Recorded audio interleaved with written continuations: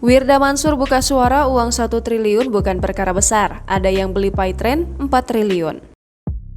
Wirda Mansur angkat bicara terkait polemik bisnis sang ayah Ustadz Yusuf Mansur. Pasalnya belakangan ini Ustadz Yusuf Mansur tengah heboh jadi perbincangan publik terkait videonya yang mengamuk hingga gebrak meja lantaran membutuhkan uang triliunan rupiah demi menjalankan bisnisnya. Wirda Mansur nampaknya kini terseret imbas terkait viralnya video tersebut. Tak tinggal diam, akhirnya Wirda Mansur angkat bicara terkait polemik bisnis Paytrend sang ayah, Ustadz Yusuf Mansur. Dikutip dari Instastory Instagram pribadinya, pada Selasa 12 April 2022, Wirda Mansur menceritakan bahwa tahun 2018 sempat ada investor yang ingin membeli saham Paytrend sebesar 4 triliun rupiah.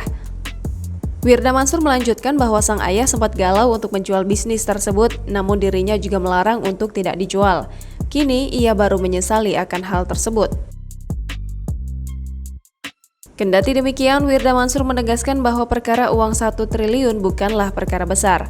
Wirda melanjutkan bahwa dirinya berani bersumpah perkataan tersebut real, bukan mengarang bahwa memang ada orang yang ingin membeli Paytrend kala itu dengan harga 4 triliun rupiah. Tak hanya itu, terkait video sang ayah yang marah-marah, ia mengatakan hanya membahas terkait lingkungan Paytrend.